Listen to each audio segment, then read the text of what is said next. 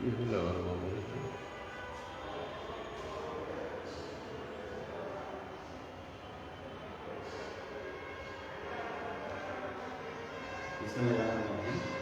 ক্লাসে আজ আমরা মাধ্যমিক হিসাব থেকে অর্থাৎ এখানে একাদশ শ্রেণীতে আমরা আলোচনা ছিলাম সরি মাধ্যমিক অর্থাৎ নবম দশম হিসাব বিজ্ঞানে আলোচনায় ছিলাম। তোমাদের এখানে আমরা ক্রয় মূল্য নির্ধারণ বিক্রয় মূল্য নির্ধারণ করার বিষয়ে যে আলোচনা করছিলাম এখান থেকে আসলে মূলত সৃজনশীলটা করে দেওয়ার কথা। আগেও আমরা খণ্ড খণ্ড সৃজনশীলগুলো দিয়ে বুঝিয়েছি। আজকে আমরা পণ্য উৎপাদিত এবং সেই পণ্য ক্রয় করে সেল করলে আমরা কিভাবে এটার বিক্রয় মূল্য নির্ণয় করতে পারি এই ভিত্তিতে যে অঙ্কগুলো মূলত এই অঙ্কগুলো আমরা বুঝবো। তাহলে ঠিক আছে, এটাই বিষয়। তাহলে একটু খেয়াল করো তোমরা যে আমরা বইয়ের অনুশীলনী একাদশ যে অনুশীলনের 1 নম্বর অঙ্কটা আজকে একটু দেখাবো। এই অঙ্কটা একটু খেয়াল করো। আমি পড়ছি অঙ্কটা, না পড়লে হবে তোমাদের কাছে আসলে একটা আমি বলি যে 2017 সালের অঙ্ক। প্রতি ঝুড়ি এখানে বলা আছে তোমার হলো 500 টাকা দরে 200 ঝুড়ি। আর প্রতি ঝুড়ি আমের পরিমাণ 10 প্রতি ঝুড়িতে, আর ট্রাক ভাড়া 5000 টাকা, আর প্যাকিং খরচ 20 টাকা প্রতি ঝুড়ির জন্য এইটাই। আর ট্রাক থেকে আম আনানোর পর 10 ঝুড়ি আম সম্পূর্ণ নষ্ট হয়ে গেছে। হ্যাঁ, তাহলে 10 ঝুড়ি নষ্ট আছে। এরপরে তোমার দোকান ভাড়া 2000 টাকা, বিক্রয় কমিশন 1000 টাকা। তাহলে এই বিষয়টা আছে। এখন তোমাদের আর যে করণীয় আছে এই বিষয় থেকে, সেখানে হলো বিক্রয়যোগ্য আমের পরিমাণ নির্ণয় করতে হবে, আর হলো বিক্রিত আমের মোট ব্যয় নির্ণয় করতে হবে, আর মোট ব্যয় দেওয়া আছে 1,50,000, এর উপরে 20% মুনাফাতে প্রতি ঝুড়ির মূল্য বের করতে হবে, প্রতি কেজির মূল্য বের করতে হবে। খুব সুন্দর, অসুবিধা নেই। তাহলে আমরা এই উদ্দীপকটা যেহেতু তোমাদের কাছে আমরা সংক্ষেপে একটু পড়ে নিলাম, এরপরে তোমরা বিষয়টা একটু সামনে রাখো, তাহলে বুঝতে পারবে। প্রথম আমাদের প্রশ্নটা ছিল বিক্রয়যোগ্য আমের পরিমাণ কত। তাহলে এখানে একটা বিষয় তোমাদেরকে নিশ্চয়ই খেয়াল করতে হবে। মোট আমের ঝুড়ি আমার আছে কত ঝুড়ি? 200 ঝুড়ি। আর প্রতিটাতে কত কেজি আছে? 10 কেজি। হ্যাঁ, তাহলে ঠিক আছে, আমরা চলে যাই বিক্রয়যোগ্য আমের পরিমাণ নির্ণয়। তোমরা নিশ্চয়ই ভালো করে বুঝতে পারবে নিশ্চয় করে। এখানে নিশ্চয় করে তোমরা বুঝো যে আমরা বলেছিলাম পণ্য উৎপাদিত পণ্য আমরা বিক্রয় করবো, এই শ্রেণীর অঙ্কগুলো আমরা করছি। তাহলে নিশ্চয়ই আমটা উৎপাদন করেছে এক জায়গা থেকে, আর ওইখান থেকে কেনা হচ্ছে। ঠিক আছে, যারা কৃষক তারা মতো উৎপাদন করেছে। বিপণন টাকা টাকা তোমাদের এই বিষয়টা বুঝতে পারবে। তাহলে এখানে উদ্দীপকে কি দেওয়া আছে? বিক্রয়যোগ্য আমের পরিমাণ, বিক্রয়যোগ্য আমের পরিমাণ নির্ণয়। বিক্রয়যোগ্য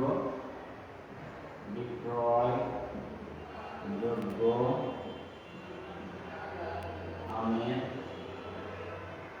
পরিমাণ অর্থাৎ এটা কেজিতে, এটা ভালো করে বুঝি না, কেজিতে। তাহলে এখানে যে বিষয়টা দাঁড়ায় আমি একটু দেখে নিই যে তোমার কত দূর কি আসে, এখানে স্পষ্ট আসে কি না। স্পষ্ট না আসলে আসবে, অসুবিধা নেই। আমি আনার চেষ্টা করছি। ক্যামেরাটা একটু দূরে ছিল, কাছে নিয়ে নিলাম। বিক্রয়যোগ্য আমের পরিমাণ কেজিতে আমরা নির্ণয় করব। তাহলে মোট কত কেজি কত ঝুড়ি আম আছে আমরা দেখে নিই। প্রশ্নে আমের ঝুড়ি মোট আম আছে 200 ঝুড়ি। ঠিক আছে, 200 ঝুড়ি মোট আম। তাহলে মোট আম 200 ঝুড়ি ইন্টু পার ঝুড়িতে কত কেজি? 10 কেজি। 10 কেজি। তাহলে কত হবে? মোট হবে 2000 কেজি। 2000 KG 2000 KG. এখন নিশ্চয় করে তোমরা জানো যে 10টা 10 যদি আম কি হয়েছে পচে গেছে, এটা উদ্দীপকে দেওয়া আছে। তাহলে কি হবে, আমার বিক্রয় যোগ্য, এটা তো টোটাল বিক্রয় যোগ্য না, এতটা আম ক্রয় করেছি, কিন্তু এখান থেকে 10 ঝুড়ি আম পচে গেছে। তাহলে এখানে নিশ্চয় করে মাইনাস হলো তোমার যে আমটা পচে গেছে, নষ্ট আম 10 ঝুড়ি আম, নষ্ট আম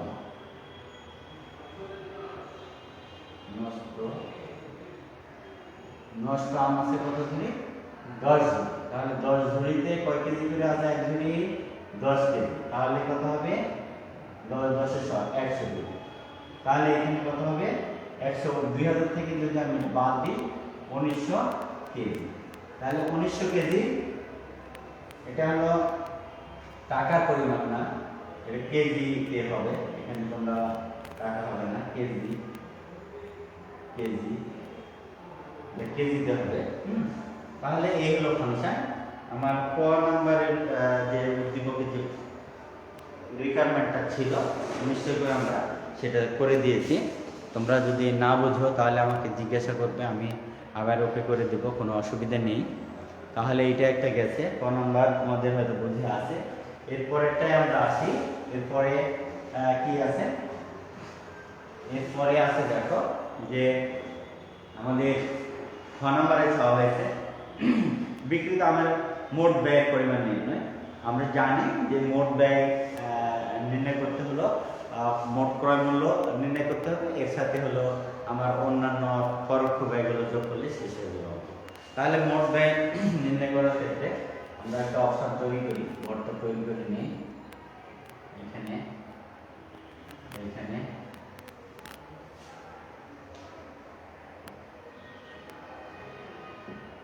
বিবরণ টাকা, এই হলো ফাংশন একটা আছে। তাহলে এই ফাংশন থেকে আমরা নিশ্চয়ই জানি যে মোট ক্রয় মূল্য নির্ণয় করতে ক্রয় মূল্য বিবরণী তৈরি করতে হবে। ক্রয় মূল্য বিবরণী,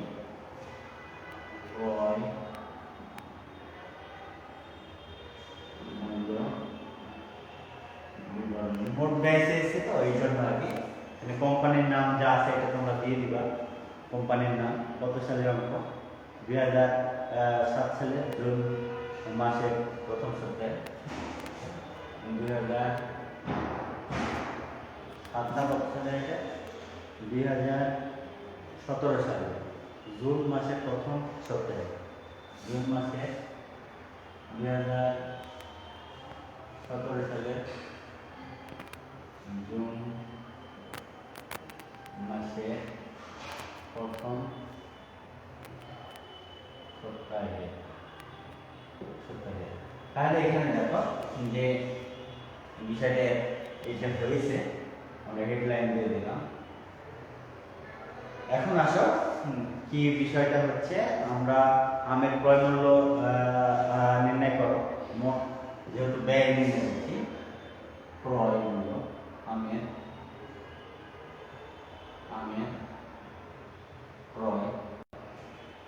ক্রয় আম ক্রয় করেছি, আমের ক্রয় মূল্য আমের ক্রয় মূল্য আমরা কত কেজি ক্রয় করেছি এটা একটু দেখে নিই। আমরা ক্রয় করেছি হলো 500 ঝুড়ি আম, প্রতি ঝুড়ি 500 টাকা করে, প্রতি 200 ঝুড়ি আম। ঠিক আছে, তাহলে 200 ঝুড়ি 500 টাকা করে, 200 ঝুড়ির পরিমাণ কত, 200, 500 টাকা। তাহলে গুণ দিলে 5 দুগুণ 10, তাহলে কত হবে, 1 লক্ষ টাকা পাবে। 1 লক্ষ টাকা পেয়ে গেল। এটা হলো আমের ক্রয় মূল্য। ঠিক আছে, এর সাথে কি যোগ হয় তোমরা জানো, ক্রয় মূল্য মোট ক্রয় মূল্য নির্ণয় করতে হলে এর সাথে প্রত্যক্ষ ব্যয়গুলো যোগ করতে হয়। যোগ হলো প্রত্যক্ষ ব্যয়। তোমাকে এখন মূল ফাংশনে আসতে হবে, প্রত্যক্ষ ব্যয়গুলো কোনগুলো তোমাকে এখন বুঝে নিতে হবে। যে এখানে উদ্দীপকে দেখো যে প্রত্যক্ষ ব্যয়গুলো আছে আমার আমি পড়ি, তোমরা বুঝো যে ট্রাক ভাড়া প্রত্যক্ষ ব্যয় কোনগুলো ধরা হয়? বিক্রয় কেন্দ্রে আনার আগ পর্যন্ত যাবতীয় খরচ হলো প্রত্যক্ষ ব্যয়। প্রত্যক্ষ ব্যয়টাই হলো পণ্যের ক্রয় মূল্য পর্যন্ত হয়, মোট ক্রয় মূল্য হয়, ঠিক আছে। আর মোট ব্যয় অন্যান্য ব্যয় পরোক্ষ ব্যয় যোগ করে। তাহলে এখানে প্রত্যক্ষ কোনটা হবে? আনার আগ পর্যন্ত ট্রাক ভাড়া আছে, আর হলো ঝুড়ি প্যাকিং খরচ আছে 20 টাকা প্রতি ঝুড়ি। ট্রাক ভাড়া আসবে, প্রত্যক্ষ ট্রাক ভাড়া যেহেতু পণ্য পৌঁছানোর আগ পর্যন্ত আছে, ট্রাক ভাড়া ট্রাক ভাড়া কত? ট্রাক ভাড়া হলো কত টাকা? 5,000 টাকা আছে, 5,000। এরপরে আর কি আছে? এরপরে প্যাকিং খরচ, প্যাকিং খরচ আছে হলো 200 ঝুড়ির জন্য 20 টাকা করে প্যাকিং খরচ।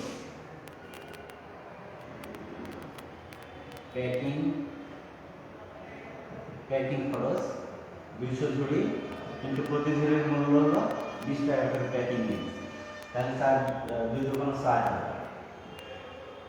মোট কত হবে?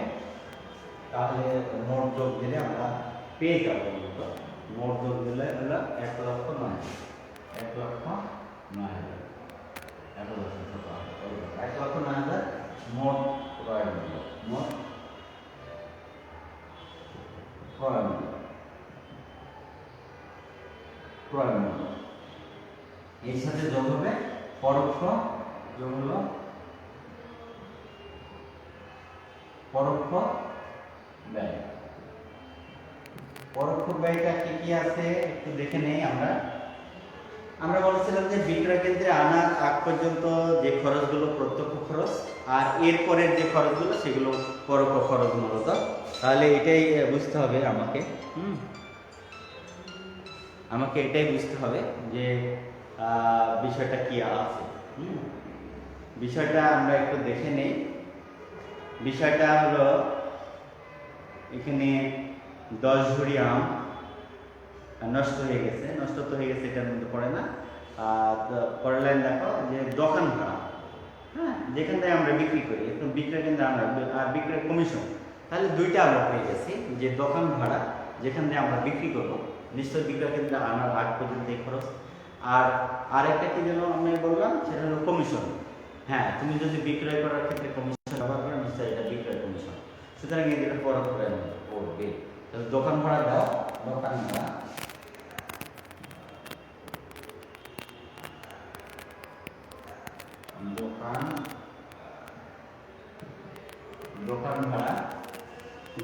আমার কত আছে? দোকান ভাড়া আছে 2000 টাকা। আর হলো কি আছে?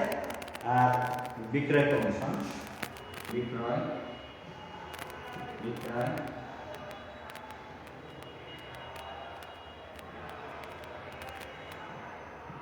কমিশন হলো 1000, তাহলে 3000 টাকা, ঠিক আছে। তাহলে মোট হবে কত? 1,09,312, 1,12,000। এটা আমরা কি পেয়ে গেলাম? 1,12,000 মোট ব্যয়। তাহলে বিক্রিত আমের মোট ব্যয়, এটা হলো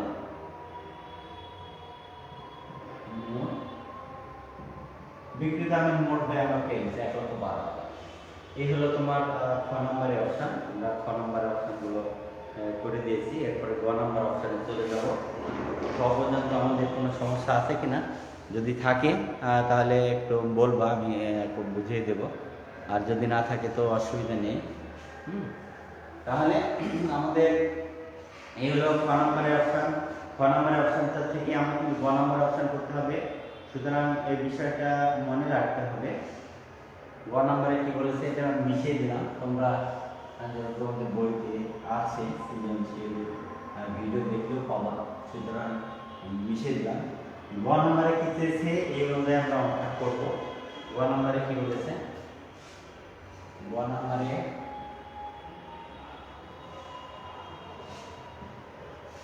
বিবরণ টাকা। গ নম্বর কি চেয়েছে এটা আগে গ নম্বরে চেয়েছে হলো তোমার মোট ব্যয় 1,15,000 টাকা ধরে 20% হারে মুনাফার প্রতি ঝুড়ি এবং প্রতি কেজি আমের বিক্রয় মূল্য নির্ণয় করতে হবে। কোনো অসুবিধা নেই। তাহলে আমাকে আগে কি নির্ণয় করতে হবে? আগে বিক্রয় মূল্য নির্ণয় করতে হবে। আগে কি নির্ণয় করতে হবে? বিক্রয় মূল্য। তাহলে বিক্রয় মূল্য নির্ণয়, বিক্রয়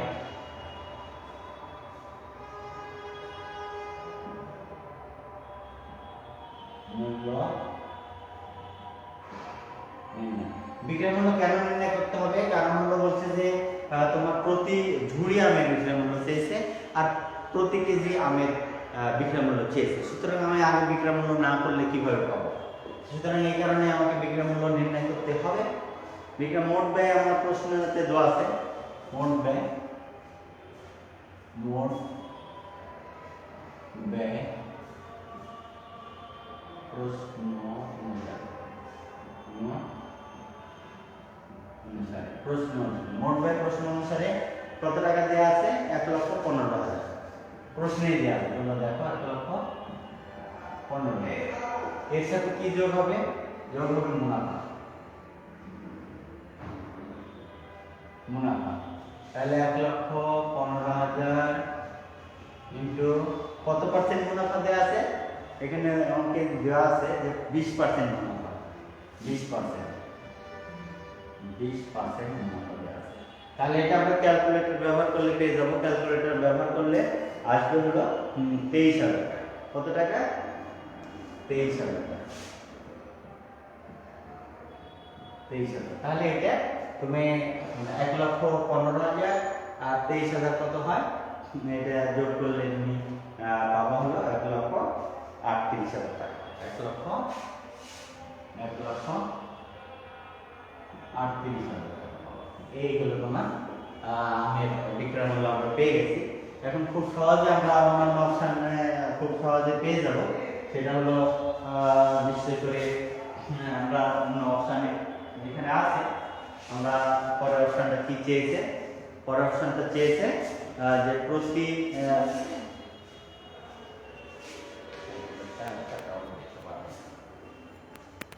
তাহলে প্রতি ঝুড়ি আমের বিক্রয় মূল্য চেয়েছে। প্রতি ঝুড়ি আমের বিক্রয় মূল্য, প্রতি ঝুড়ি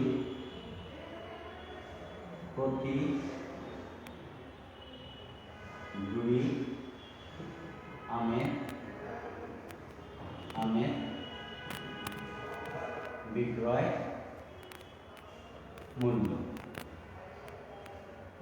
বিক্রয় মূল্য সমান আমরা নিশ্চয় করে পেয়ে যাবো। বিক্রয় মূল্য পেয়ে যাব।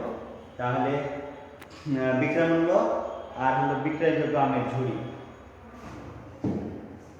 মোট বিক্রয় মূল্য, মোট বিক্রয়